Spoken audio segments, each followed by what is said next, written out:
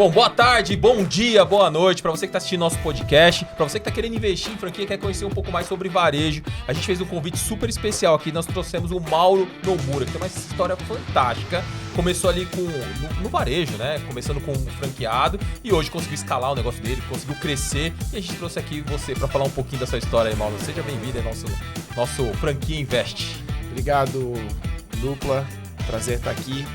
Eu confesso para vocês que eu sou tarado, eu adoro podcast, então qualquer convite que eu recebo de podcast eu participo, porque realmente eu sou da audiência assídua aí. Eu estou treinando, eu estou no mas principalmente quando eu estou treinando eu escuto quase que diariamente um podcast. Legal, show de bola. Xande, quer se apresentar aí? Quer fazer a primeira pergunta? Aí, gente, olha eu aqui de novo, mais uma vez aqui no Franquia Invest, junto com o meu sócio Fuji aqui, e agora com um cara que é um exemplo aí pode dizer que de franquia, de multifranqueado. Empreendedorismo, né? Sensacional, história maravilhosa. Conta pra gente um pouquinho aí, Mauro, como foi o começo dessa história aí e tudo mais, pra você se tornar esse exemplo, não só pra nós que somos empreendedores, mas também para todo mundo que está iniciando um comecinho nessa história de empreendedorismo dentro de franquia, dentro de negócio. E também é que tá naquele momento, né? Será que eu empreendo? Será que não? Tá. Como é que é? Acho que todo mundo já passou por essa angústia e por esse medinho, assim. Como é que foi? Então, eu sou sócio e fundador do Grupo Nomura. O Grupo Nomura tem 26 anos, né? Mas eu costumo dizer que o meu início ele não foi pelo Grupo Nomura. Tá. Meu primeiro negócio foi uma loja de revistas com revelação fotográfica. Loja de revistas? Uma banca? Não é banca. Era uma banca, só que era uma loja. Então era um pouquinho. A gente podia dizer que era uma loja, sabe? Era uma sala, não era essas bancas de ruas, né? Então isso foi em 96, 95. Certo. Eu tinha 18, eu acho, 17 anos eu tinha. Então eu comecei muito novo. Então, aí... Loja de revista com o quê? Com revelação fotográfica. E a gente ainda dizia, tava no logotipo, dizia assim, revelamos em até 1 hora. Você vê que se eu tivesse no ramo, eu tava ferrado, né? Vender, hoje você vai numa banca, o que menos tem revista, né? Tem brinquedo, isqueiro, carregador de celular, cigarro e tem pouca revista, né? E revelação fotográfica realmente muito pouco. Mas para mim foi muito legal esse começo, porque hoje em dia, para quem é pai, assim, né? Como que a gente desenvolve nos nossos filhos esses soft skills, né? Pô, tão novo, como é que você vai desenvolver? 18 anos. Eu comecei com 17 lá. 17. Como é que você vai desenvolver nos teus filhos lá disciplina, resiliência, motivação? É difícil, né? Então, acho que os caminhos mais comuns, de repente, esporte, trabalho, né? Então, para mim, foi muito importante para a minha formação como empreendedor, assim, sabe? Ali eu tive que resolver meus problemas sozinho, tomei muita porta na cara, tive lidar aí com contas a pagar, com funcionário, com a disciplina de acordar cedo, porque o moleque de 17 anos, como é que faz para acordar cedo? E aí teve um fato muito interessante que eu comecei a ter uma distribuição de cigarro de Bali na época. Peguei o boom do cigarro de Bali, charuto, sabe?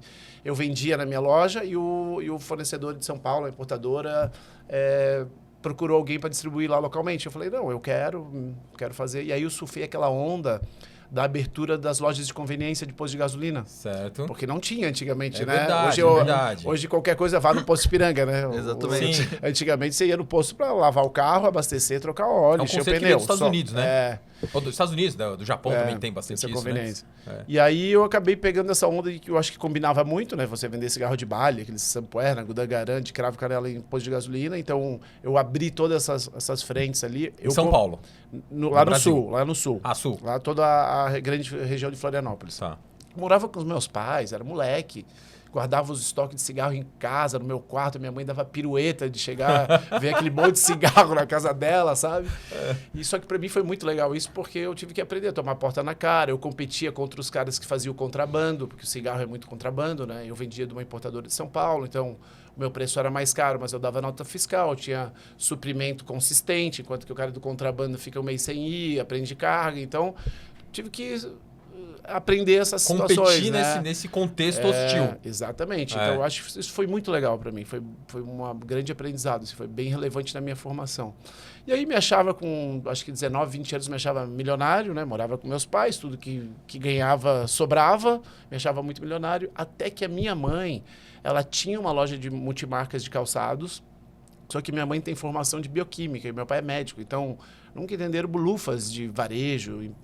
Mas ela tocava. Ela tocava. Mesmo sendo bioquímica, ela tava lá na loja. Exatamente, estava tocando. Ela largou a bioquímica, foi para lá, começou a tocar essa loja. Lá em Florianópolis. Lá em Florianópolis. Tá. E sem conhecimento nenhum, sem realmente assim, nenhum conhecimento de varejo empresarial, e ela mais pelos valores, pela ética, pela conduta ali, foi conseguindo a posição dela. Mas que tipo de calçado que era? Era multimarca, vendia tudo. Aquelas lojas grandes, Tênis, departamento antigo, vendia chinelo. de infantil, mala, carteira, feminino, tênis, vendia tudo. Aquelas sapatarias. Essas sapatarias grandonas e tal. Essas sapatarias grandonas que a vitrine era o mostruário, sabe? Sei. Então eu fui criado meio nessa loja de sapato, ela devia ter uns 8 anos.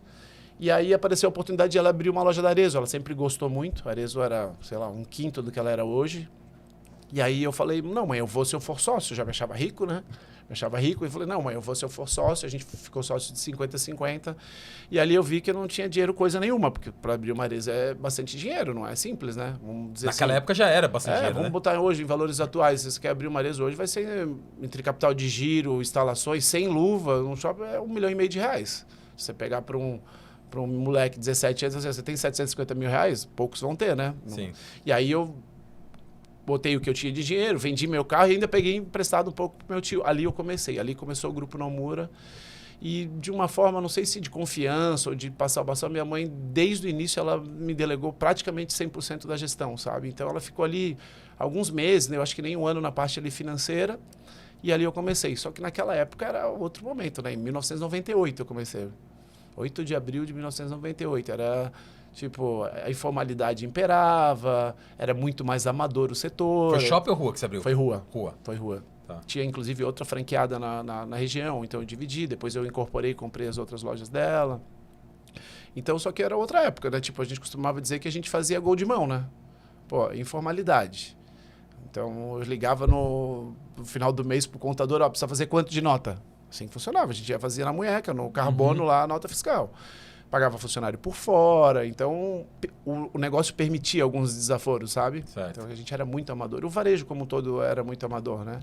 E aí, foi formalizando, foi cada vez mais tendo que ter gestão, você vai crescendo, né? Então, essa primeira trajetória minha, eu era um menino, vamos dizer assim, muito inquieto, querendo fazer muito mais pela boa vontade. Eu tenho formação acadêmica, passei numa faculdade muito boa de administração, mas desde o início eu não fiz a faculdade de direito, eu trabalhava, né? Era 90% de dedicação para o trabalho e 10% para a faculdade. E aí eu era muito inquieto, comecei a abrir vários negócios, começamos muito focado nas lojas de calçados, abrimos multimarca. Mas continuou também com a loja sapataria, Sim. com a sapataria.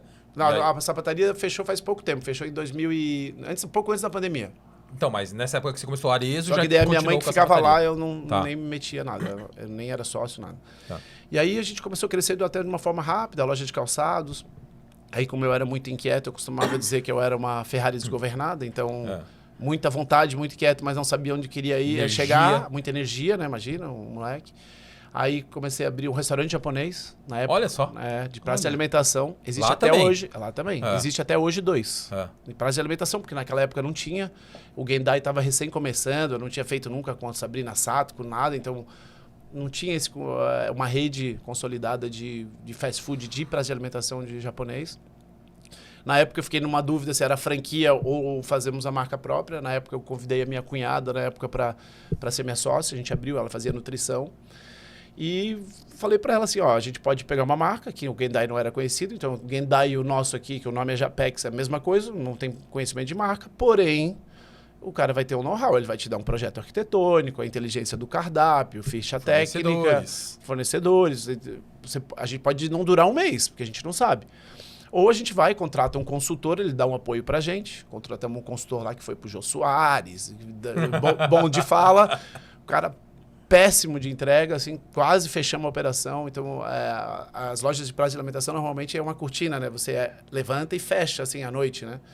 Então, como era à la carte, a gente vendia produto, tirava pedido e não conseguia produzir para entregar. Então, a gente baixava a cortina durante o dia para dar tempo para a cozinha produzir para poder entregar. Então, assim, em resumo, foi bastante aprendizado ali na época. E naquela época devia ser difícil encontrar sushi man, assim, né? Não, era... Mão de obra, assim, cada vez mais raríssima, né? Deve fazer, o Japex deve ter uns 16 ou 18 anos, faz bastante tempo. Daí abrimos outro, enfim, era um negócio bom. Aí depois abrimos a L'Occitane, mais uma vez, assim, você tá vendo A Ferrari desgovernada, então você vai misturando calçado, vai misturando restaurante, alimentação, daí... Cosméticos. Eu uma vez fui para a África, quando eu casei na minha lua de mel, eu vi assim, nossa, mas que coisa interessante esses cosméticos, né? Pô, marca boa, eu fui pesquisar, pô, marca global, 2.000 lojas, L'Occitane. Pô, esse trem aqui, eu acho que é bom. Aí fui falar com o pessoal que era licenciado aqui no Brasil na época, era um master aqui, né? Eles, Floripa, mas a Floripa eu acho que não vai vender muito bem. Deu, não, vamos, Floripa vai vender. Ficou entre os top rankings do Brasil, a gente tinha. A gente chegou a ter 11 lojas da L'Occitane. E aí é um primeiro aprendizado. A região ali. A região, Balneário, Floripa, tive até em Porto Alegre do L'Occitane. Aí, eu acho que foi um primeiro aprendizado do mundo do franchising, né? Porque a gente veste, às vezes, tanto a camisa da marca, se identifica tanto como embaixador, que acha que a gente é o dono da marca da região. E não é isso, né? Na maioria dos casos, a franquia ela tem um contrato por tempo determinado, na maioria dos casos, né? E, sei lá, às vezes é 5 anos, 10 anos. E quando acaba, o franqueador pode renovar ou não. O franqueado também. O franqueado também. E aí a gente já estava na L'Occitane, sei lá, uns 10, 12 anos. E chegou um belo dia, veio um executivo gringo para cá, já era subsidiária francesa. Mas não era aquela Ao Brasil, nada. Era L'Occitane e L'Occitane. Eu tinha 3 da francesa e 8 da Ao Brasil. Tá. E aí a nossa melhor loja, a filé mignon da Provence, que mais faturava, que mais dava resultado, ele falou assim, não, isso aqui a gente tinha reformado há só 1 ano e meio antes. Não, a gente não quer renovar. Eu falei, peraí, como assim? Não quer renovar? Não, eu que fiz esse negócio e realmente esse é o modelo do franchise, né? Na minha curva de aprendizado eu tive que passar por isso. O consumidor não conhecia a marca. Você construiu tua carteira de consumidores, é isso que você está falando, né? Você trabalhou a marca, mas só que às vezes o localmente. franqueado ele acha que é ele que construiu, mas o negócio é de outro. Você pode, Perfeito. né? É um contrato como se fosse quase um contrato de trabalho por tempo determinado, que pode ser renovado ou não.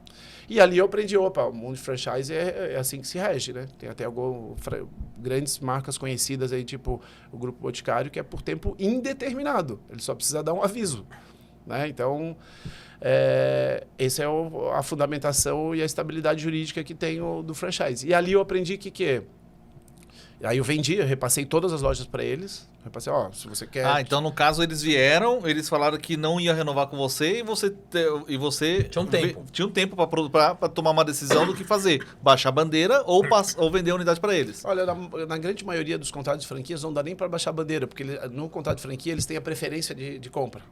Então, antes eles têm preferência do ponto. E alguns contratos de locação têm amarração com a marca, né? Exato. Do shopping, né? A maioria. Se você mudar a marca, tem que pagar taxa de transferência. Então, 10 aluguéis, às vezes, inviabiliza. Tanto que as marcas, nesse caso aí, teve alguns franqueados que eles comunicaram assim, a gente não vai renovar. E aí o franqueado fala assim, você quer comprar minha parte? Ela, não, eu já negociei com o shopping no mesmo corredor, na frente. Eu aceito de volta o teu estoque. Então... Não é certo nem errado, só estou dizendo que essa é a regulamentação, a formatação do franchise. Na média é assim que funciona. Então, as duas partes ela tem que estar ter a consciência disso aí. E aí eu falei assim, não, se vocês não querem renovar a principal loja, eu quero repassar todas, se vira. Pode. Aí fui lá e eles compraram. E, obviamente, como a gente não constrói muito valor no franchise, a gente também não tem uma saída grande. A gente não tem um múltiplo de venda grande, porque a marca é de outro cara. Diferente que se eu tivesse a minha marca, que daí o meu múltiplo de liquidez é muito maior. E ali eu tive esse aprendizado também. E durante isso, para completar essa colcha de retalhos dos negócios, até aí todos os negócios dando bastante certo, eu inventei um negócio também super simples, né? O japonês estava indo bem Tava também. bem. Até existe até hoje. Ainda é seu? Eu vendi porque eu fui convidado pelo pai da Patrícia, que é meu sogro, né? Falou assim, Mauro, não precisa, vende para a Patrícia, porque ela só tem isso. E aí eu não queria vender. Eu falei, mas é difícil de acertar negócio. Mas aí eu fiz um acerto ali familiar e hoje, para mim, é até bem grato de ver um negócio de 18 anos de pé ainda. Tá. E aí, a Ferrari desgovernada, inquieta, agora eu vou inventar outro negócio, bem simples. Tintas para construção civil. Tintas. Importada dos Estados Unidos. Sua marca. Marca nossa. B2B, B2C. Você vê o tamanho da confusão. E aí até que Mas veio... que marca que era? O nosso nome chamava Usa Color, porque como era importado dos Estados Unidos... Mas eu não lembro dessa marca, não. Então, era lá do Sul, né? Não durou muito tempo. E ali o meu grande aprendizado foi o quê? Cara, eu confiava muito no meu poder de execução, muito, e até vinha o primeiro tombo. Quantos você tinha? Eu já tinha passado mais, eu devia ter uns 28 ali, tá. Quase 30 talvez. E aí veio o primeiro tombo. Eu acho que não vejo problema o cara errar, sabe? Não vejo problema nenhum o empresário errar. Eu acho até bom. Só que a grande diferença é que quando você erra, você bota à prova o teu ego, né? E fazer o stop loss. E ali eu percebi que eu acreditava no que as outras pessoas falavam de mim. Não, porque o que você faz dá certo. E eu acho que nada mais do que a gente de reconhecer as nossas fraquezas, né? Porque a gente sabe as nossas fraquezas, né? E eu nunca tinha sido botado à prova se eu acreditava no que as outras pessoas falavam. E, cara, aconteceu esse fracasso e eu acreditava no que as outras pessoas falavam, que o que eu fazia dava certo. E aí eu demorei muito para realizar que o negócio tinha acabado. Então eu perdi muito mais dinheiro. Eu perdi muito mais dinheiro do que eu poderia naquele negócio. Então, mesmo que se a gente tivesse virado um negócio depois de 1, 2 anos ali, desde que estava muito ruim, eu acho que eu não teria recuperado, não teria payback. Então, estava muito longe para conseguir retornar tudo investido. Então, eu perdi muito mais dinheiro. E aí, gato escaldado tem medo de água fria. Vamos focar no nosso core business, o que a gente sabe fazer, varejo. E aí, a gente fez um planejamento estratégico, a gente definiu assim, ó, quais são os 3 elementos que a gente vai analisar negócio. É varejo, que fique de pé fora do sistema simples para a gente poder escalar. Então, teria que ter escala, precisava ter viabilidade fora do simples e precisava ser varejo. Tá. E aí, coincidentemente, as coisas começaram a dar certo, né? A gente tinha, daí apareceu o negócio da Adidas em 2014, a gente abriu 2 lojas lá no sul da Adidas, começamos a crescer rapidamente com a Adidas, até que apareceu aquele day one lá, que todo mundo fala que o empreendedor sempre tem que ter, né, um day one, que o day one foi, a Adidas tinha umas lojas próprias, se eu não me engano 26 ou 28, a gente tinha os melhores indicadores de performance da rede, e ele falou assim, ó, quais lojas você quer aqui? E aí, pô, imagina aquele mindset de vira-lata nosso lá do sul, aí olha São Paulo, Rio, Brasília, Recife. Eu falei, não, calma, peraí. Abriu tudo para você. Calma aí, isso é muita coisa para mim, né? Imagina a gente com aquele orçamento limitado. E aí, por uma forma até um pouco instintiva e de acordo com o que a gente acreditava em escala, eu falei, não, então São Paulo e Rio me interessa. A gente elegeu São Paulo e Rio, eram 7 lojas na época, 4 em São Paulo, 3 no Rio. E a gente sempre com aquela dúvida, pô, quanto que a gente vai conseguir performar, defender uma base que era da Adidas, que é quase que capital de giro infinito, né? Tem um armazém, um warehouse inteiro lá para mandar produto, para tirar, enfim.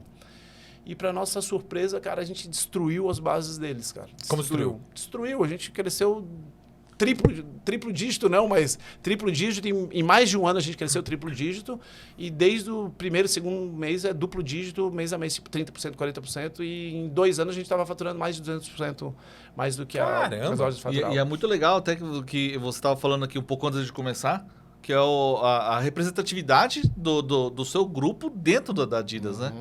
Que a representatividade... Fala um pouquinho dessa representatividade de vendas. Então, para chegar ali, eu só vou dar esse contexto. Então, o que a gente fez? Assim, vai dizer que o Grupo Nomura tinha o toque de Midas? Não. Mas o que eu aprendi e a partir dali eu achei uma tese, que é a nossa tese de investimento para escalar o negócio. A cultura de um fabricante, do industrial, é completamente diferente da cultura de um varejista. Então, a analogia que eu falo é o seguinte, o industrial ele é um transatlântico. Para você mudar de direção, ele é lento, né? Concorda? Para você mudar. Enquanto que o varejista, você precisa ser um jet ski de ágil. Então, você me perguntou aí do Flamengo, quanto é que vende? Cara, teve ano passado, final da Copa do Brasil, Flamengo e São Paulo. O que a gente fez? Aumentamos... São Paulo era Adidas também. Sim, os dois eram Adidas. Então, a gente tem lojas de São Paulo e no Rio. O que a gente fez? Triplicamos o espaço de visual merchandising de São Paulo nas lojas de São Paulo e triplicamos o Flamengo no Rio. O São Paulo foi campeão, no outro dia a gente desmontou a loja do Rio. Porque, e se fosse em São Paulo ia ser o contrário. Quem que vai comprar a camisa do Flamengo? Ele acabou de perder a Copa do Brasil. Certo. A indústria levava semanas para mudar isso. Entendi. E vão até um pouco mais além. E aí o cliente olhava aquilo e nem entrava na loja para comprar o resto. Porque não era uma loja atrativa. Então, por exemplo, várias vezes a indústria, tipo a Adidas patrocina a Copa do Mundo. Tá. E aí em maio ela lançava chuteira. Qual que é a data de maio do varejo? Dia das Mães. Certo. Campanha de chuteira. Então, é difícil você combinar. Então, hoje está essa corrida pro D2C, né? Tá todas as marcas industriais correndo para o D2C. A minha opinião particular, que vai caber numa mão as indústrias que conseguirem operar o D2C. E fazer de forma certa. E conseguir ter viabilidade econômica. Porque se você for rodar esse shopping, pega aí Faria Lima, você pega Morumbi... 80% das monomarcas não rentabilizam. Mas eu vou te dar de um exemplo como cliente, tá? Eu tenho o aplicativo lá da Adidas. O mix que tem no aplicativo não é o mesmo que tem na loja. É bem mais reduzido. Às vezes quero um produto específico e tal, eu não consigo comprar no aplicativo. Aí eu não entendo. Aí eu já não tô mais usando o aplicativo, porque deixou de ser ser bom pra mim, sabe? Eu prefiro entrar na internet, entrar e comprar no site. A Adidas faz bastante segmentação. Então, eu acho que só voltando nesse tema ali da indústria que vai pro varejo, hoje tem muito cara no varejo da indústria que ele tem a loja, dá prejuízo, mas ele ganha dinheiro no B2B, no wholesale. Então, ele tem que ter uma loja na Oscar Freire, ele tem que ter uma loja no Faria Lima, tem que ter uma no Morumbi, mas ele vende, ele ganha dinheiro pro varejo. Ou no e-commerce, né? Hoje o e-commerce também. Pega lojas de moda mesmo, é 80%, e loja de esporte 90%. Essas monomarcas de esporte, 90% também não ganha, não consegue. Inclusive, a Adidas cansou de parar de perder dinheiro, cansei, e falou assim, deixa eu dar para alguém operar. E aí, hoje é todo o canal de franquias, as lojas da Adidas do Brasil. E aí, chegando no ponto de como hoje a gente tem 29 lojas da Adidas, a gente tem praticamente 50% do faturamento da rede, sendo que são 90 lojas. Só que como a gente tem lojas mais relevantes... Então, hoje o Grupo Nomura, a gente tem 34 lojas, a gente tem 29 lojas de Adidas, a gente tem 4 lojas de areias e chutes, e a gente tem uma marca que a gente começou o ano passado de moda circular, que é de reuso, né? De peças usadas, que a gente quer quer acertar o piloto e a gente quer rolloutar. Tipo peça rara lá. Exatamente, exatamente. Mas isso como unidade própria ainda? Unidade própria nossa. Vocês querem franquear ou não? Como é a gente quer acertar o modelo e fazer uma expansão mista, via loja própria e franquia. Certo. E aí hoje um pouco de big numbers pra gente dizer que a gente costuma dizer que big numbers é mais para ego do que para qualquer outra coisa, né? Mas a gente tem aí 34 lojas, por volta de 600 pessoas, 550 que trabalham com a gente. A gente vai faturar esse ano um orçamento de 325 milhões. Então, a gente conseguiu criar uma escala diante lá do começo daqueles tripés que a gente elegeu, né, de filtro, de volume, viabilidade econômica fora do simples e varejo. Porque hoje o modelo do franchise, muitos dos modelos, eu aproveito até para falar aqui, fazer um jabá, mas eu dou mentoria na plataforma eMentor, e eu dou muita mentoria para franqueados. Eles têm esse interesse de escalar, só que eu falo sempre para eles, a tua franqueadora, ela permite você escalar, permite no seguinte, ela clusteriza, ela te dá oportunidade, porque em determinado momento eu dentro da Arezzo eu me senti um elefante numa loja de cristais. Né? Me explica. Pô, como é que o elefante da loja de cristais? Você está no lugar errado? Você está grande, não pode se mexer. Então, a gente chegou a ter 11 lojas num modelo de negócio que não tinha clusterização para um franqueado maior. Engessava você, né? Travava você. E aí, o que acontecia? Eu competia com o cara que estava fazendo gol de mão, que é o cara que, sei lá, estava no Simples, que eu não tinha mais. Então, eu tive que fazer uma escolha lá atrás. Então, hoje, por isso que a gente reduziu o número de lojas da Arezzo. Ela também evoluiu, ela tem clusterização um pouco de rede hoje. E para a gente conseguir o quê? Porque hoje a gente é zero informal, a gente é 100% lucro real, a gente tem uma retaguarda de 38 funcionários, a gente tem diretor financeiro, a gente tem gerente de BI, a gente tem uma área de marketing, a gente tem uma área de RH, a gente tem uma estrutura maior do que talvez a maioria dos franqueadores. As nossas ferramentas que a gente utiliza tanto para marketing, CRM, RH, 90% nossas. Mas você está no mercado de esportes não é um mercado fácil. Né? Você estava até ilustrando aqui, eu conheço um pouquinho desse mercado, um mercado complexo, você tem vários canais, uma commodity muitas vezes vista, né, camisa do Flamengo, seja na loja do Flamengo, seja aqui na multimarca ou seja na sua loja. Pô, que talvez em alguns modelos de franquia você tenha uma certa exclusividade, você tem produtos exclusivos para a loja, etc e tal, né? Conta um pouco mais assim, como é que é essa experiência de lidar com tudo isso? Porque eu vejo muitos franqueados reclamando de conflitos de canais, etc. E como é que você lida, como é que você convive e como é que você resolve isso? Porque você falou que você começou a vender até mais, né? Então, esse foi um grande aprendizado para mim trabalhar no mundo dos esportes, porque o mundo dos esportes, olha, não é para qualquer um, porque a cultura do mundo dos esportes é sell-in, massifica a distribuição. Não, e tem um negócio de pedido de 1 ano antes, né? 8 meses, coleção reversa. Eu compro coleção reversa. Então, o que é verão lá, a gente recebe no inverno aqui. Então, todo o mercado assim, desportivo praticamente, principalmente com as linhas melhores, que são as lojas monomarcas, porque a produção no Brasil acaba sendo, para as marcas esportivas, os produtos de entradas, de sapataria, na grande maioria. Então, foi um grande aprendizado, porque eu costumo dizer que o varejo do franchise em comum é um varejo quase que Nutella. Não me interpretem errado, mas é quase Nutella, porque é muito protegido. Então é canal quase que único, é mesmo preço, às vezes faz o retire na loja, omnichannel, cuida, protege, não tem outro ponto de venda na região ou dentro do shopping. Eu chego a ter shoppings aqui em São Paulo, que eu tenho loja da Adidas, que tem mais 10 lojas que vendem Adidas, dentro do mesmo shopping. Então eu costumo dizer que eu estou num momento que é soco, tiro e bomba. O soco vem do wholesale, o tiro vem do próprio e-commerce da marca, que não é integrado, não é omnichannel e muitas das vezes não é o mesmo preço. E ainda... Preço o quê? Maior ou menor? Menor, sempre menor, né? Eles sempre fazem menor. Entendi. E ainda a bomba ainda vem da concentração de outlets, porque tem bastante outlets os esportivos, né? Certo. Nike, Adidas, enfim. Então, é um grande aprendizado, só que, por outro lado, é uma excelente marca, né? Uma potência, pô, você tá falando O que você faz de diferente que você tem esse resultado diferente? Que nem, por exemplo, você tem um exemplo lá, beleza, da coleção. O que mais que você faz diferente, assim? Então, o que eu acho que a grande diferença que eu estava tentando chegar ali da indústria para o varejo é isso, é o mindset, a cultura. Enquanto que o varejista ele está preocupado ali com o dia, com o momento, com as datas, ele tenta casar o sell-in com o sell-out. Então, quando a gente vai fazer o sell-in lá, a gente já está pensando, pô, deixa eu fazer uma mesa de camisetas para presente do final de ano, de Natal. Deixa eu fazer a campanha Dia das Mães, não vou botar chuteira, vou botar outra coisa e assim por diante. Então, o varejista ele tem outro nível de urgência, de velocidade. E a outra grande situação é o seguinte, né? Você pega, por exemplo, uma multinacional, ela tem um pacote de benefícios muito grande para os funcionários, né? Perfeito. Então, vale refeição, vale alimentação, PLR. seguro-saúde, PLR, e chega a ganhar seguro de vida. E aí, o cara que está lá na loja, se vender ou não vender, porra, ele está meio... porque tem essa, né? Ele está As meio lojas defendido, próprias. entendeu? Ele está meio tipo, pô, se der tudo errado, eu estou bem. A gente entrou no Grupo Nomura, a gente trocou todo mundo, a gente ficou com 2 funcionários só, que ainda a gente promoveu. 100% variável para toda a equipe de vendas, 100% variável, benefício praticamente nenhum. E aí aquela cenourinha na frente, aí todo mundo se mexe. Então a gente conseguiu... Mas aumentou a comissão. Eles nem tinha comissão, não tinha comissão. Pouca comissão, era muito fixo, né? Tá. Muito fixo.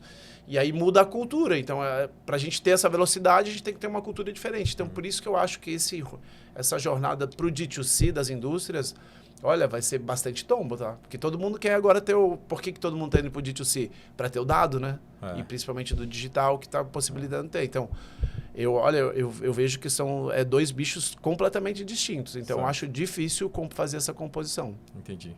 E aí, qual dica que você dá para aquele franqueado que está querendo escalar o negócio dele, assim? Tipo, cara, como que eu me estruturo hoje? Como é que eu me preparo? Hoje eu não tenho condição, beleza, eu estou num processo de... Né, mas o que eu preciso fazer agora? Quais são os primeiros passos? Qual dica relevante que você me dá para eu poder me estruturar, para eu poder ter 30, 40, 50 lojas? Então, eu acho que a primeira dica é saber onde você quer chegar. Então, é desmistificar esse luxo, a complexidade de um planejamento estratégico. Porque todo mundo, quando a gente fala planejamento estratégico, parece que você vai ter que contratar Ernst Young para alguém fazer um planejamento estratégico. Mas não, pô, faz na unha mesmo. Ou vai lá, faz cartas de tarô, numerologia, vai lá, faz o teu planejamento estratégico. Onde você quer chegar? Porque daí começa a ficar mais fácil as escolhas. Eu acho que esse é o primeiro ponto. Quer crescer, quer escalar, beleza. Então, ok. Segundo ponto. Na bandeira do Brasil está escrito ordem e progresso. Certo. A jornada do empreendedor é o contrário. É progresso depois ordem. Né? A gente cresce, para um pouquinho e organiza. Cresce, para um pouquinho e organiza. Por exemplo, a minha jornada não foi diferente disso. Tipo, eu abria 4 lojas, aí abri o escritóriozinho.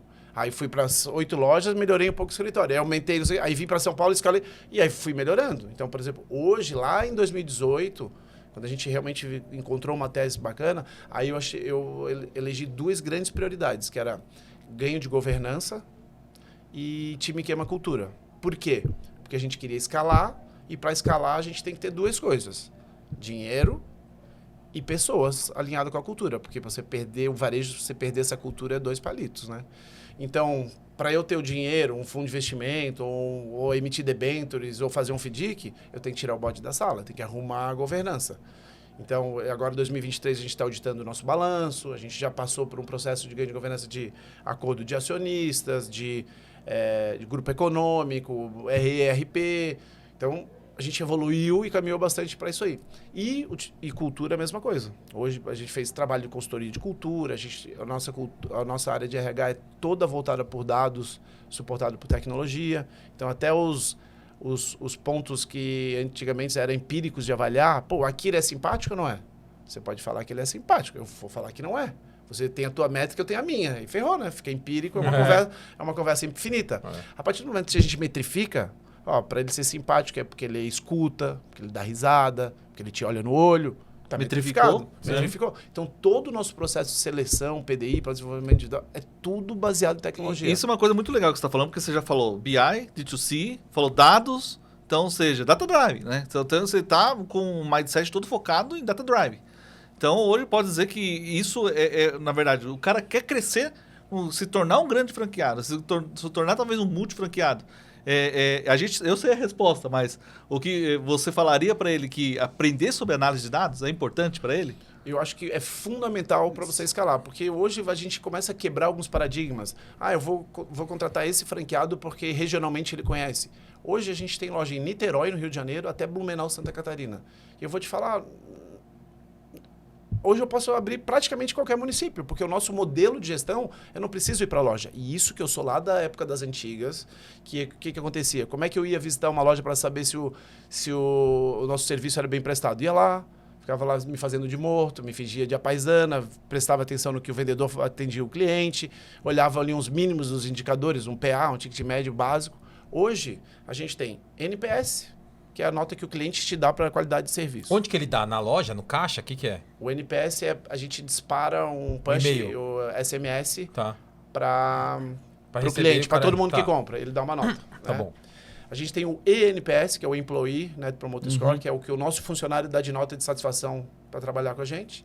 A gente tem contador de tráfego em todas as lojas há mais de 12 anos, então a gente sabe quantas pessoas entraram, quanto converte, porque esse negócio de anotar na lista da vez, você não sabe a tua conversão, é manual, né?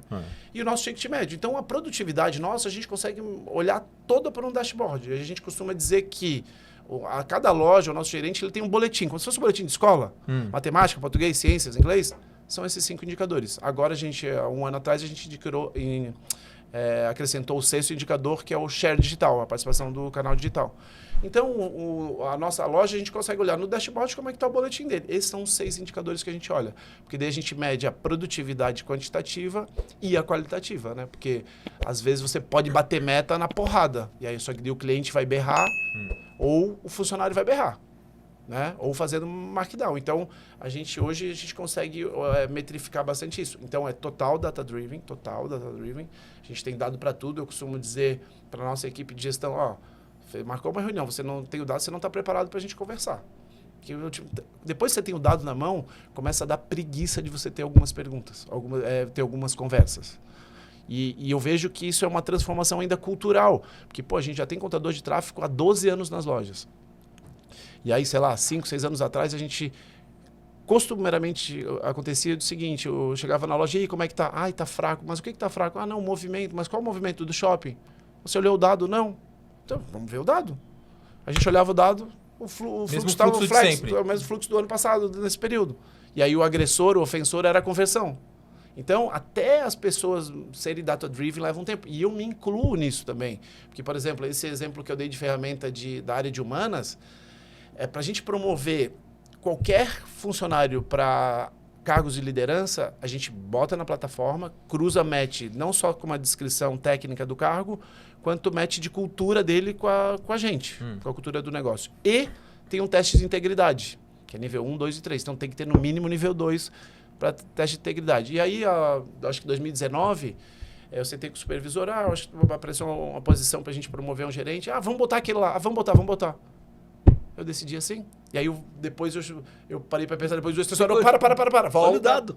Olha o dado, a gente tinha o dado. Então, foi uma construção. E mudou a decisão depois que você olhou o dado? Naquela época, eu vou te dizer que eu não me lembro, mas Mas eu só estou tentando dar explicação aqui que é aos pouquinhos essa construção de cultura, sabe? Certo. E eu vejo esse o maior desafio hoje nas companhias, porque vamos pensar assim nas companhias globais. Os caras que são lá CEO hoje dessas grandes companhias, você concorda comigo que os caras são pica, né? Sim. Os caras têm, sei lá, 20 anos fazendo uma história de uma grande companhia. Muitas vezes fez MBA nas melhores faculdades do mundo. Só que há 15 anos atrás, há 10 anos atrás, não tinha dado. E como é que ele tomava a decisão? Feeling, pela experiência. Feeling. E os caras eram tão bons que é por isso que eles estão lá. Ou por teses de sucesso. O cara fez isso, vou fazer igual. E aí, como é que faz para chegar para esse cara e falar assim, olha, cara, muda o teu chip aqui de memória que agora não é mais só o feeling. Agora... É muito dado, porque agora você tem o dado. É difícil esse cara mudar, mas peraí, cara, eu cheguei aqui porque eu sou bom de feeling, de experiência, de know-how. Sou bom comercial? E aí agora, tem que usar agora tem que fazer um mindset híbrido, tem que usar esse cara que tem essa experiência com alguém que dê muito dado, muita informação para ele ajudar E nem tem como tirar a razão dele, porque antigamente as pessoas eram reduzidas, era homem, mulher, idade, né?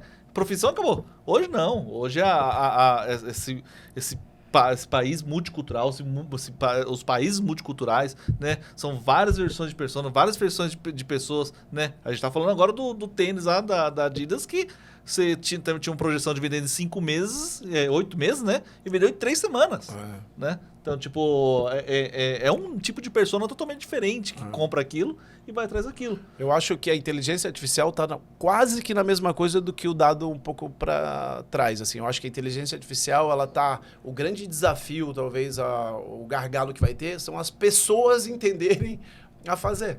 Então, se a gente voltar, sei lá, a 8, 10 anos atrás, qual motorista acima de 40 anos não desafiou o Waze? Né? Fato. Porra, eu quero confiar no Waze. O cara Você é o andava Waze. com um mapa, né? Pô, Carro, 99. Mas aí o cara desafia, porque, não, eu conheço, eu moro em São Paulo há 25 anos, eu sei que é. E às vezes o melhor caminho é aquele. Só que daí naquele dia, tava uma obra na pista, um buraco, deu um acidente, que não era o melhor caminho. O Waze mostrou. Então, até o cara mudar esse chip, eu acho que é o grande desafio da humanidade. Mudar o mindset, que é né? para inteligência artificial a mesma coisa. Pô, você vai Entendi. ter que mudar o nosso chip, né? Esse é o grande desafio. Hoje o ser humano ele não está mais acompanhando a evolução tecnológica. Tá sendo muito rápido. Amor, esse modelo de governança que você criou, que você tem, é seu, que você implantou seu, ou tem muito do modelo Adidas, ou do modelo Arezzo, que eles fazem Não, isso? é nosso. Por vocês. exemplo, as nossas ferramentas, 90% ou 95% são nossas, não são da Adidas, por exemplo. Tá. São nossas. Então, eu vou te só ilustrar um exemplo de como que é todo o processo quando a gente contrata uma pessoa. Tá? Então, a gente tem 34 lojas espalhadas em 3 territórios. A gente faz a primeira jornada totalmente digital. Então, o candidato ou ele é impactado por um push nosso ou por algum portal que a gente faz de divulgação de vaga, ou ele mesmo foi atrás. A gente compartilha um link, ou via site, ou via WhatsApp, dependendo de onde que ele teve conhecimento da vaga. Nesse link, ele acessa e responde várias perguntas. Aí, essas perguntas cruza com a descrição na plataforma que a gente tem lá, que a gente usa para isso, que tem inteligência artificial e algoritmo, cruza para dar um match tanto da descrição técnica e cultura da função. Então, Perfeito. vamos lá. Um vendedor. O que a gente quer no vendedor? A gente pega a persona dos melhores vendedores e cruza. Pô, qual que é o vendedor ideal? Alta energia, idade, perfil, enfim, comportamental e técnico. Cruzou na ferramenta. Bateu acima de 75%, pode ir para um gerente fazer a seleção e contratar. Não bateu 75%, está fora.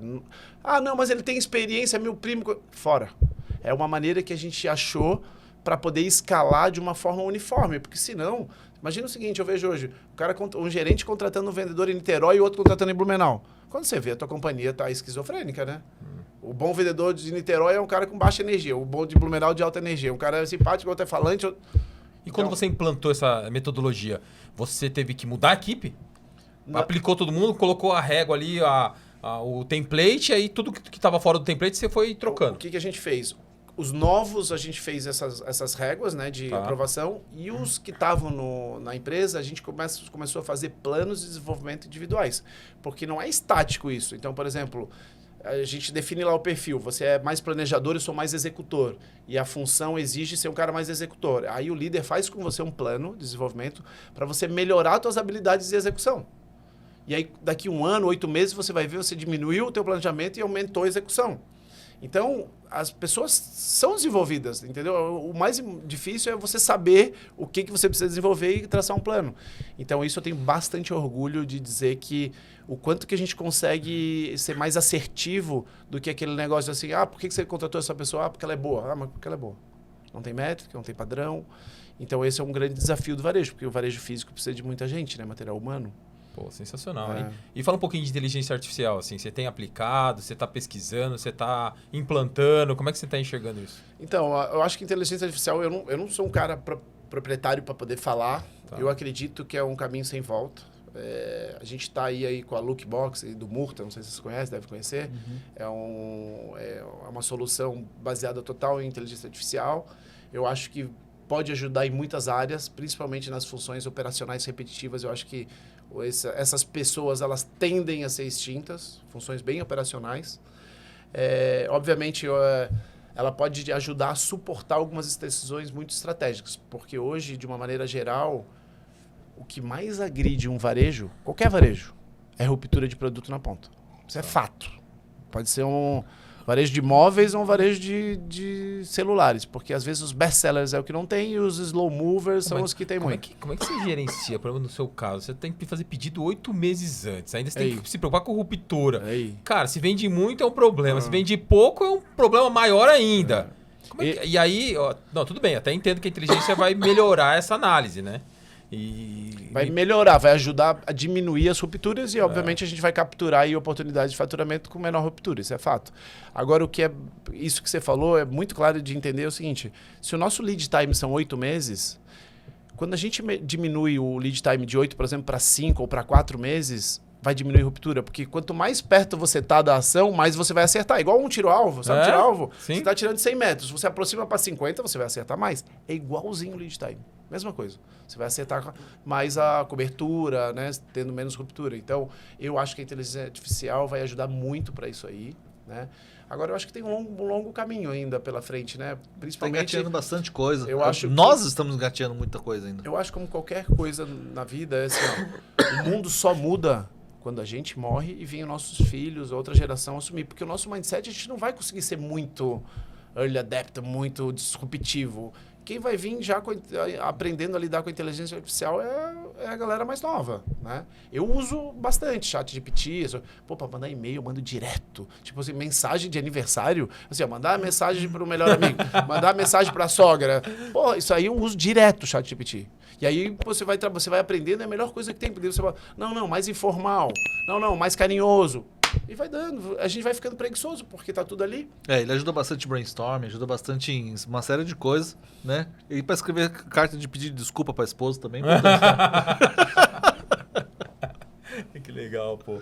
E, Mauro, conta um pouco mais, assim, quais são os planos futuros, assim? Quais são os próximos passos, assim? O que você está planejando aí? Então, a gente tem uma tese agora que a gente quer, assim, realmente, assim, participar da construção de valor de algum projeto. Na nossa tese aqui, a gente viu que para você ser B2C, para você varejar, é difícil uma marca varejar. Então, a gente está buscando aí, até a UI, que é a Ernst Young está nos apoiando, é a nossa advisor, a gente está buscando projeto que agora que a gente participe da construção de valor e que seja possível a gente ter um evento de liquidez futuro. E aí, realmente, se a marca for nossa, ou a gente for o braço de uma marca e ter um drag along, alguma coisa do tipo de liquidez, que daí a gente fala em múltiplos de 8, 10, 7, enfim, e não de um franqueado que, na média, o franqueado vai ser o quê? Um múltiplo de 3. Imagina, se você comprar uma operação de franquia de 5 anos o contrato, o teu múltiplo não vai ser muito mais do que 3, 4. Concordo. O teu contrato é de 5 anos, né? Sim. Então, você limita isso. Não faz sentido pro cara que tá comprando. Então, hoje, assim, é um desafio que a gente tem no grupo, assim, a gente viu que a gente quer agora jogar no level do joguinho um nível acima. Vamos ver se a gente vai conseguir, ou se a gente está preparado para jogar, mas a gente... Que é o quê? Ter a sua... Traduz isso aí, é para ter a sua própria marca, então, é isso? A gente pode ter a nossa marca, a gente não tem a pretensão de ser fabricante. Tá. A gente pode criar a nossa própria marca, ou a gente ser o braço do varejo para essa marca. Então, por exemplo, vem uma marca e fala assim, olha, todo B2C é teu. E aí a gente tem oportunidades de eventos de liquidez futuro. Essa marca, sei lá, pode fazer IPO, pode ser vendida, pode vir para o Brasil e comprar a operação. E a gente amarra com o drag along, né, de saídas aí, momento de saída. Então a gente quer realmente participar da construção de valor do negócio e agora não mais ser só um franqueado. A gente quer... nesses projetos... Mudar do lado do balcão. Não é mudar do lado. A gente, no caso, estaria dos dois lados. Tá. Então, por exemplo, a gente está avaliando um projeto que a gente vai estar dos dois lados. Então, que ao mesmo tempo que ele cria um valor para aquilo que ele está fazendo, está aumentando cada vez mais a base dele, né? A ponto de, tipo, ser como se fosse o sócio da própria marca, né? Ou a gente poderia ser modelos que a gente tem olhado, né, no mercado, para você ter uma ideia. A gente pode ser um master franqueado no Brasil, onde a gente teria franqueados abaixo da gente, e a gente poderia ter loja própria, fazer franqueados e e-commerce. A gente ter a nossa marca própria, ou, por exemplo, a gente ser um licenciado de uma marca no país. Certo. Né? Como hoje no Brasil é super comum, né? Mas geralmente quem é licenciado de uma marca que tem produtos esportivos é quem tem fábrica, né? Ou não? Não. Olha, eu vou te dar alguns exemplos. Por exemplo, a Nike é a Centauro. É o grupo Ah, SBF. Verdade. A Vans é a Arezzo. Sim, A Carter's de infantil é Riachuelo. sim. E aí, se a gente for ampliar, tipo, a Hyundai de automóvel era o Caoa, até alguns anos atrás. Ar-condicionado, a Midea era outro. E um monte, né? Porque vamos pensar, os próprios Starbucks, que está aí nas notícias, é tudo licenciados locais que pegam a marca. Então, é um movimento que é comum de marcas globais quererem vir para o Brasil com Master. Fez sentido, escalou, agora vem cá que eu compro, agora faz sentido eu entrar. Porque eles são caros, são lentos, não têm o conhecimento da praça. E aí faz sentido de mandar um... É igual guerra, né? Você manda primeiro um exército para ver o terreno e depois manda a cavalaria de elite lá para fazer. Então, quase todos os setores fazem isso. Então, a gente está bastante atento a possíveis oportunidades assim. E você tem olhado, assim, que segmento? A gente não quer inventar muito segmento, assim. Eu acho que a gente tem que utilizar... Tinta não, né? Deus me livre, eu estou traumatizado. Mas a gente vê assim, mais essa parte de produto mesmo, sabe? Tipo, de compra e venda de produto. Não estamos olhando serviço porque a gente acha que é o know-how. E, a gente rema, a gente aprende todo dia, a gente toma um monte de tombo, a gente tem que monetizar um pouco isso, sabe? Tipo, e ainda assim, a gente tem muita oportunidade para melhorar, assim. O varejo hoje, se for ver o varejo brasileiro, ele ainda é muito analógico, né? A gente tem muita ruptura de produto na ponta, o serviço ainda é muito mal prestado. Se a gente fizesse uma simulação, vamos escolher um shopping aqui perto, vamos pegar o Shopping Eldorado, vamos entrar em 10 lojas. De 10 lojas, 8 ou a gente vai ser mal atendido ou vai ter ruptura de produto. Sim. Né? Mas por que você acha que isso acontece? Eu acho que um pouco gestão, né? Muito é por causa de gestão, muito é pelas vezes dificuldade do próprio negócio, o lead time, né? E é isso. E eu acho que tem algumas formas que a gente consegue mitigar pelo menos isso. Por exemplo, a gente hoje integra todos os nossos estoques. Então, todas as nossas 29 lojas da Adidas são integrados. Então, se você for numa loja nossa, por exemplo, do Morumbi, aí você quer comprar a camisa do Flamengo para o teu filho de 7 anos, a camisa número 3, vai. Não tem, mas a do Eldorado Despacho você recebe no mesmo dia na tua casa. Certo. Só que, olhando aqui, falando no podcast, é fácil falar, né? Só que daí você vai lá no Morumbi e o vendedor não oferece. Ele tá com preguiça, ou ele tá puto, que brigou com a namorada, ou tá insatisfeito da empresa e... eu não vou oferecer por aqui, né? Não tô afim. Então, tudo isso são dificuldades de você operacionalizar o varejo. Então, eu acho que tem oportunidades para mitigar. E também a parte de suprimento tem toda a metodologia, que eu acho que é um termo. Se você hoje chegar e falar assim para o varejo, o que é merchandising? Pouca gente do varejo vai saber o que é merchandising. Eles vão associar a visual merchandising. E o merchandising ele é muito mais amplo que isso, né? O merchandising ele é o quê? Ele parte desde o planejamento quantitativo, financeiro de um suprimento. Então, antes de você fazer uma compra, de fazer um suprimento, deixa eu fazer o meu planejamento. Quanto que eu vou comprar de tênis, quanto eu vou comprar de roupa, quanto eu vou comprar de categoria, análise de mercado, tem uma análise de mercado, quais as capturas de lacunas que eu quero fazer, pum. Aí eu quero fazer as locações. Onde é que eu vou alocar meu dinheiro? Eu vou alocar em futebol, porque o Flamengo vai ganhar tudo esse ano, se Deus quiser. Vou fazer minhas apostas, né? E depois... Difícil, viu? Desculpa te contar essa notícia. Nem fala. É difícil. E aí depois o terceiro passo é o quê? Agora como é que eu vou executar todo esse meu plano? Porque vai ter produto que vai chegar e vai vender bem, e vai ter produto que vai chegar e vai vender mal. Aí entra o visual merchandising também, que é uma das coisas. Então, isso tudo, essa equação é bem complexa de operar. Certo. E pouca gente faz do varejo. Talvez hoje as que mais são aí as expertise aí do segmento são as fast fashions, né? Certo. Que elas chegam lá e falam, nessa table tea aqui de camiseta precisa remunerar tanto de faturamento. Não faturou, troca. Porque aquele espaço ele precisa ser remunerado, né? Então eu vejo ainda o varejo que tem bastante oportunidade. E fora isso, a acomodação dos stakeholders, né? Eu acho que ainda esse conflito do digital com o físico, do shopping center com o varejista, né? A gente está falando tanto em dado, mas, por exemplo, o shopping center não tem dado. Pode crer. Porque quem tem o dado é o varejista. O cliente não é do shopping. Se você chegar hoje para um chopeiro, fala assim, me fala quais são os teus 10 melhores clientes. Mas está começando a mudar. Tem alguns shops agora que tem o aplicativo dele, que ele controla o seu acesso, ele sabe quantos dias você vai, né? Ele está começando a monitorar você. Exato. Só que o que acontece? A gente até case em algum desses aplicativos, porque a gente faz muito impulsionamento para os clientes. Mas ainda assim, ele vai ficar um pouco limitado se ele não fizer um traqueamento desse cara. Porque, por exemplo, o Multiplan já está fazendo isso. Tipo, você só entra com o aplicativo nas cancelas. Isso, já não tem mais mas lá beleza, sem se parar. ele comprou R$1.000 na minha loja, como é que a Multiplan vai saber? Não vai saber. Talvez Por até enquanto. talvez vai... Vamos dizer que ela cria uma gamificação lá. Bota aqui o seu cupom fiscal e vai saber. Mas aí ele não conhece o comportamento de compra do cliente. Pô, mas esse cara, ele comprou R$1.000 o quê? Ele comprou para a filha dele, ela tem 11 anos e torce pro Flamengo. Esse que é o valor da informação. Sim, sim. Essa que é monetizar. Mas tem informação dentro do shopping que tem que não é capturada. Tipo assim, onde que o cara tá andando, pra onde ele olha. Mapas de calor. Quantas pessoas entrou naquela loja, quantas pessoas saíram. Ele sabe, ele tem como monitorar isso. Isso eu acho que é o beabá beabá, do dado arroz que e pode ser feijão. feito. Olha só como é que funciona. Eu vou visitar um shopping, qualquer deles. E aí começa o conflito. A queda de braço, ou sabe, a briga de, como chama, de cordão de guerra lá. Por quê? Eu falo assim, não, esse ponto é bom. Aí o comercial fala, não, esse ponto aí é muito bom.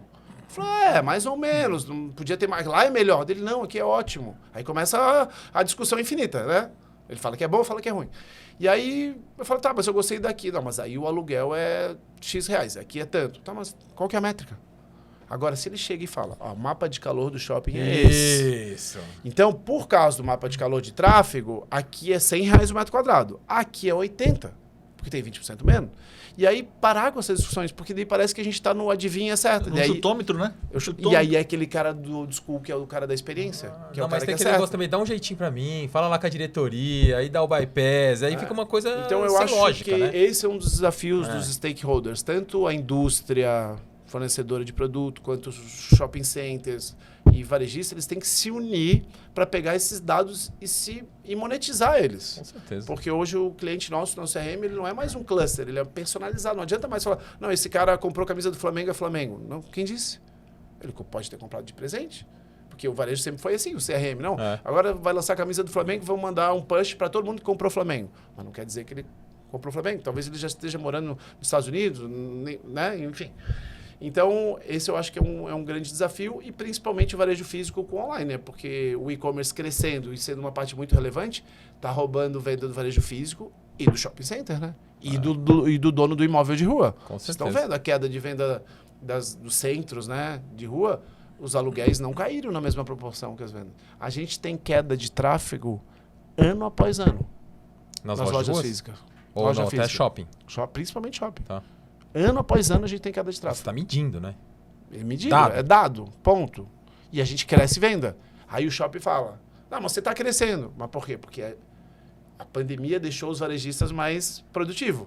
Então a gente melhorou a conversão, foi atrás de capturar Ticket. algumas oportunidades, e o ticket médio subiu bastante, principalmente esportivo. Então eu cresço 30% e cai o tráfego.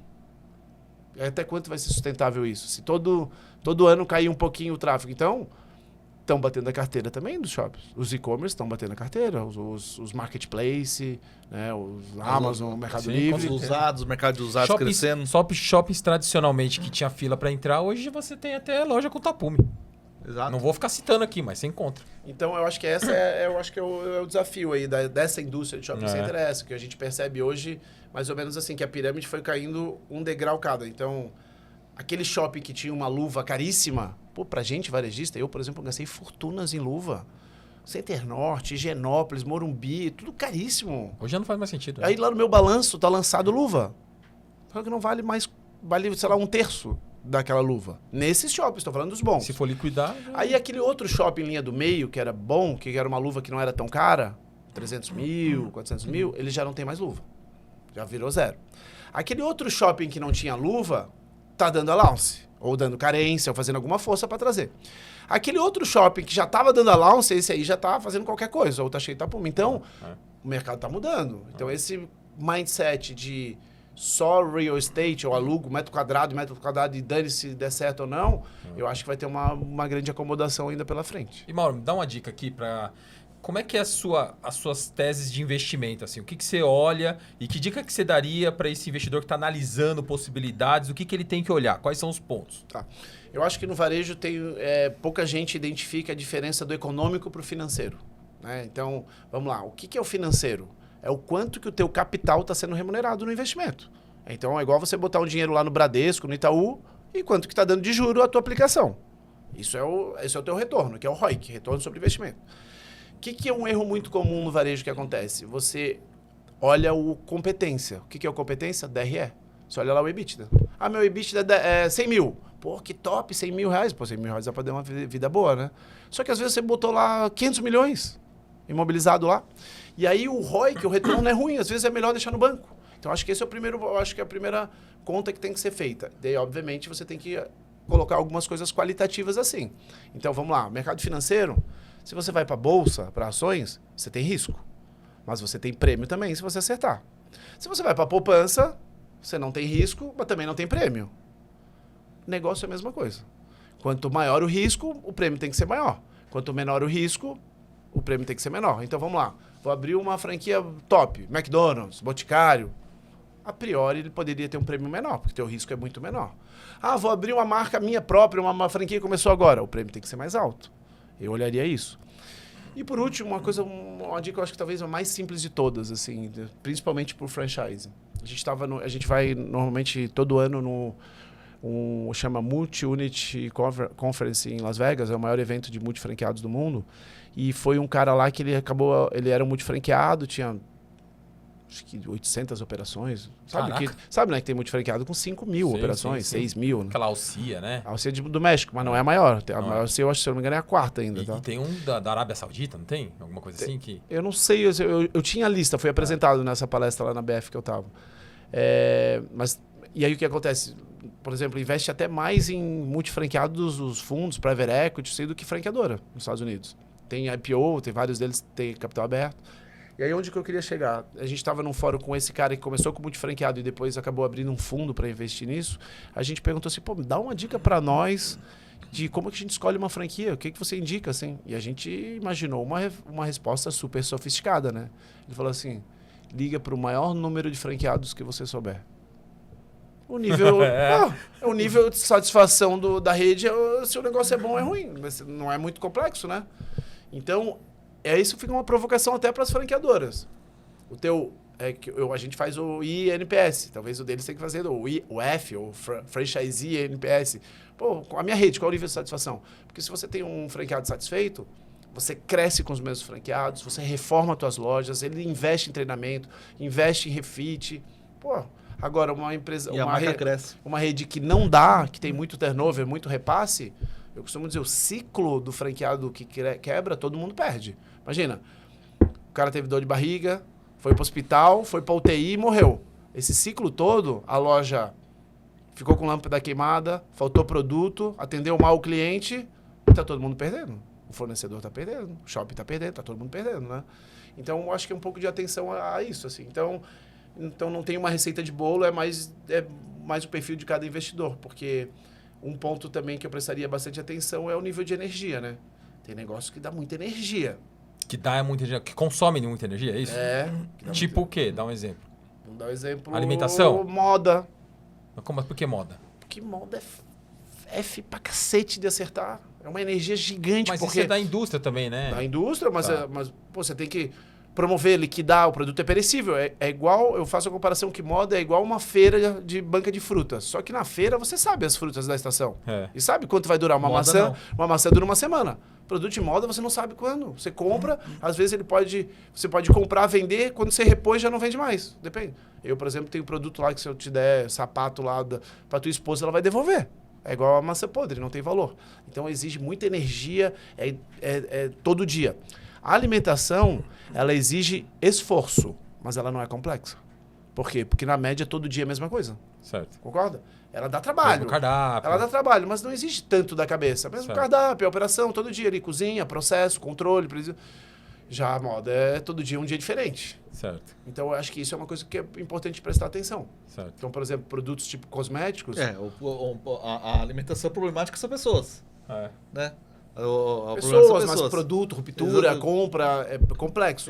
Já, por exemplo, cosméticos, a princípio é um segmento mais protegido, porque é tamanho único, não tem muito SKU.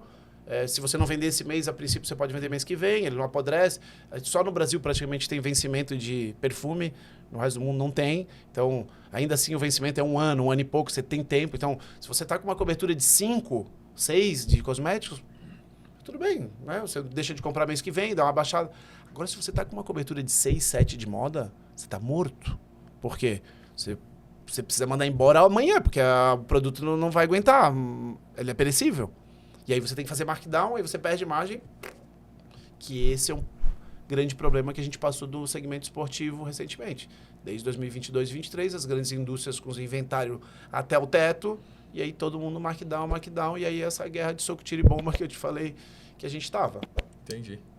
Caramba, hein? Que aula, hein? Pô! MBA. Já pensou em abrir um MBA? Não, eu aproveitando para te falar, eu comecei ontem a segunda mentoria na plataforma Inventor que a gente fez coletiva. São 40 e poucas pessoas. E a gente dividiu em 4 módulos. De ontem foi financeiro, que eu abordei um pouco isso, do competência, competência e caixa, que seria o econômico e o financeiro. Aí o próximo módulo vai ser a parte de humanas, RH, que a gente fala sobre a tecnologia orientada por dados na área de humanas.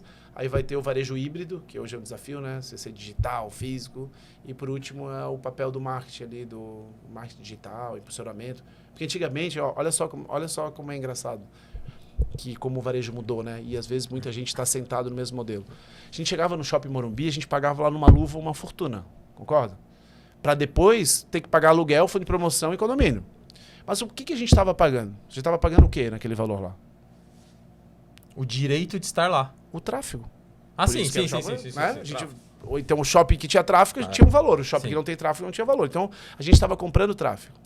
Hoje, e aí o que a gente fazia antes? Comprava o tráfego, posicionava a tua loja num bom local, cuidava do projeto, assortimento e equipe, cruzava o braço e esperava o cliente chegar. É ou não é? Exatamente. Assim que funcionava. Hoje, a gente tem que fazer um caminhão de coisa para impulsionar esse cliente, esse tráfego. A gente tem que fazer marketing digital, a gente tem que fazer programa de relacionamento, a gente tem que fazer cashback, a gente tem que disparar campanha por WhatsApp, tudo para trazer o tráfego. Então, o varejo mudou bastante. Então, eu costumo dizer, se antes era 5 para passar de ano, agora é 8. E nesse limbo, quando sobe a média de passar de ano 5 para 8, muita gente fica no limbo, na reprova de ano. Exatamente. Então, eu ainda acredito que vai ter bastante gente rodando no varejo. Falta muita educação ainda pro varejo, né? Falta muito ainda. Tem que se reaprender. Eu falo porque, cara, eu tô, bom dizer, tô no varejo há 30 anos, né? Comecei ali na frente, no balcão, na loja que eu tenho até hoje, desde meus 12 anos de idade. A mesma relojaria tá lá até hoje, né? Eu tinha 12 anos de idade quando entrei lá. Então eu vejo assim a evolução disso tudo e eu vejo que as pessoas, o próprio varejista, ele só engatinha. Só engatinha. E pode ter certeza que se colocar os 10 que a gente fala que os 8 estão com ruptura para assistir aqui, né? Não entendeu 80%. Então, mas por outro lado, não é uma coisa para desanimar, sabe, Akira? Porque eu passei já por várias crises, sabe? Porque eu acordava de manhã e disse, meu Deus, eu não quero estudar nessa escola que tem que tirar 8. Eu quero estudar na escola que eu quero tirar 5. Só que Aliás, tem alguma escola hoje, na sua visão, que dá pra tirar 5, ganhar dinheiro, ser feliz? Então, tem alguns segmentos que a gente falou ali que eu acho que são mais flats, né? Tipo de cosméticos, dei alguns exemplos que são mais flats e outros mais concorridos, mais difíceis, né? Muita rede de cosméticos também que não vai pra frente, hein? Mas aí não é por causa do segmento, é por causa, às vezes, do produto, né? Por causa de outras coisas. Mas aí eu vejo por outro lado, vai ter muita oportunidade. Pode ter certeza que esse ano e ano que vem é turnover de varejo pequeno e médio. Chegaram nos grandes, né? Nas notícias públicas aí, desde empresas com dificuldade, Marisa, Casas Bahia, enfim, todas essas gigantes aí enormes. As outras que tomaram atitudes, a Zara, a gente fechou uma porrada de loja. A Zara, se eu não me engano, fechou mais de 1.000 lojas, não, mais de 255 lojas. No Brasil, acho que fechou 40 e poucas. É a Zara, né? A gente tá falando referência. Da fora do normal, né? Fora do normal, referência. Então, eu acho que vai ter muita oportunidade, porque nesse momento é a hora que o dinheiro muda de mão. Porque se nada muda, o dinheiro vai ficar nas mesmas companhias, né? Então, agora eu sugiro os varejistas a ficarem atentos que vão aparecer oportunidades, assim, sabe? Alguma movimentação. Tá aí. Pô, Mauro, obrigado aí pela aula, pelo MBA aí, pelas dicas. E, Choit, quer falar alguma coisa aí pra terminar? Não, só agradecer mesmo aí. A gente aprendeu bastante coisa hoje aqui. Não deu tempo de quase fazer pergunta. Quer falar alguma coisa pra terminar, Mauro? Não, eu agradecer o convite e dar essa provocação. Varejistas, não desanimem. Vamos ter uma visão otimista. Vai ter oportunidade. Diante de toda essa dificuldade, eu acho que vai ter oportunidade. E, mais uma vez, agora vai ser aquela guerra de rouba-monte, sabe rouba-monte? Só que é dinheiro, né? Oportunidade. Agora você tá roubando dinheiro para aquele cara que não fez o dever de casa, você fez, você surfou uma oportunidade. Então, aí fica a grande frase. Legal, show de bola. Legal. Obrigado, viu? Valeu. Valeu, pessoal. Até mais. Até mais, pessoal.